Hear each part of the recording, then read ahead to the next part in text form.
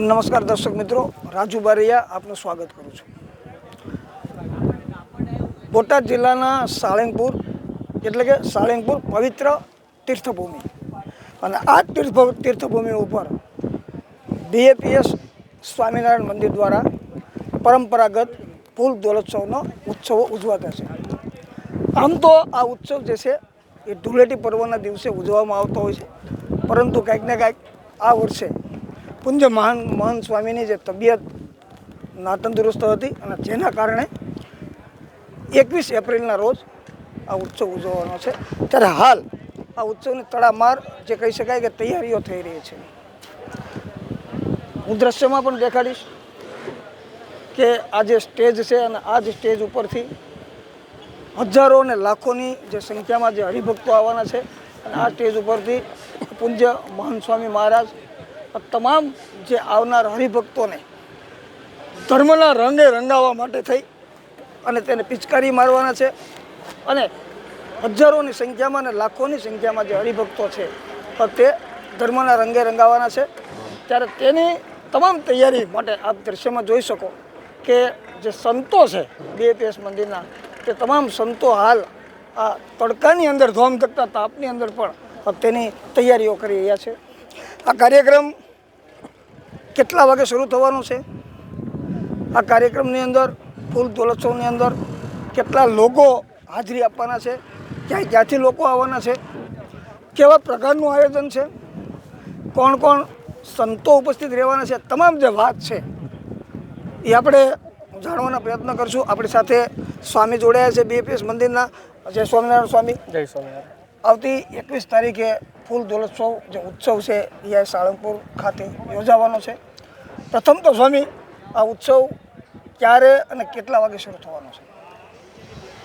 આગામી રવિવારે 21 તારીખે આ ઉત્સવનું આયોજન કરવામાં આવ્યું છે અને અત્યારે આપણે જોઈ રહ્યા છીએ કે ગરમીની સિઝન છે, એટલે આ વખતે ઉત્સવ 6 વાગે શરૂ થશે અને રંગોત્સવનો કાર્યક્રમ લગભગ 8:30 આજુબાજુ 8:30 આજુબાજુ શરૂ કરવામાં આવશે. સ્વામી, રંગોત્સવની અંદર ખાસ કરીને મહાન સ્વામીની પ્રેરક ઉપસ્થિતિમાં આખો જે કહી શકાય કે ફૂલ દોલોત્સવ કાર્યક્રમ યોજાવાનો છે. કેટલા સમયથી આપણા મંદિર એટલે કે બીએપીએસ મંદિર દ્વારા ઉત્સવની ઉજવણી થાય છે અને આ ઉત્સવ ઉજવવાનો હેતુ શું સ્વામી? આપે જે પ્રશ્ન પૂછ્યો તો ભગવાન સ્વામિનારાયણના સમયથી એટલે કે 200 વર્ષ પહેલાંથી આ ઉત્સવ ભગવાન સ્વામિનારાયણે સૌ પ્રથમ વાર આ ઉત્સવ સારંગપુરની ધરા ઉપર શરૂ કરેલો.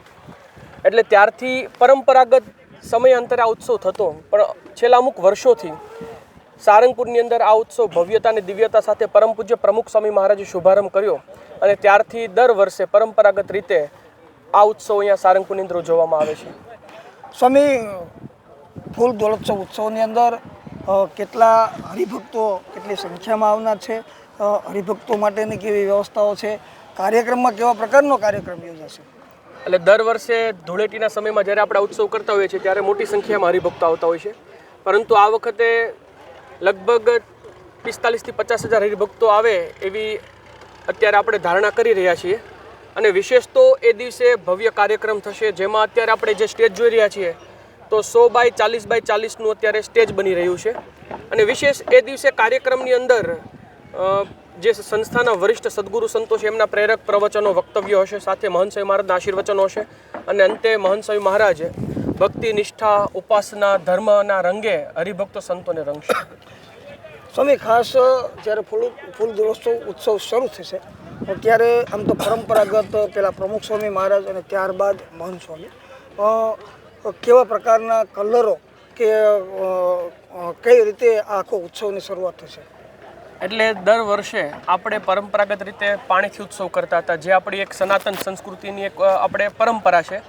તો એમાં કેસુડો કે પછી આપણા ઓર્ગેનિક કલર હોય તો એના મિશ્રણ એટલે કેસુડાના જળથી બધાનો પ્રોક્ષણ એટલે છંટકાવ કરવામાં આવે છે અને રંગવામાં આવે છે. સ્વામી, છેલ્લો પ્રશ્ન મારો કે ખાસ તો 21 તારીખે આ ઉત્સવ છે ફૂલ દોલોત્સવ, ત્યારે તમામ જે હરિભક્તોને આપણો શુભ સંદેશો શું હોય? હરિભક્તો જે પધારે છે અહીંયા તો એ લોકોના મનમાં એક આશા હોય છે કે સંસારની અંદર રહેતા હોય, પ્રવૃત્તિમાં વ્યસ્ત હોય, એટલે અહીંયા આવે ત્યારે ભગવાનનો સંગ મળે, સંતોનો સંગ મળે, સહવાસ મળે અને અંતરમાં શાંતિની અનુભૂતિ થતી હોય છે. એટલે ખાસ બધા હરિભક્તો અહીંયા ઉત્સવની અંદર પધારતા હોય છે. અને ઉત્સવ આમ પણ સનાતન સંસ્કૃતિની એક ઓળખ છે. એટલે બસ હરિભક્તોને જ સંદેશ કે હરિભક્તો આ ઉત્સવની અંદર પધારે, લાભ લે, ભગવાન સાથે સંત સાથે સંયોગ કેળવે.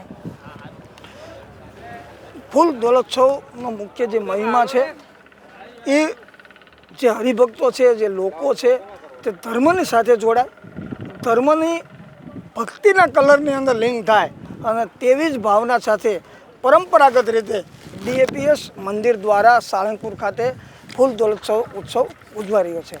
તો દોસ્તો, આવી જ વાતો, ઐતિહાસિક વાતો, અવનવા વિડીયો જોતા રહેજો. અમારી ચેનલને સબસ્ક્રાઈબ કરજો. નમસ્કાર.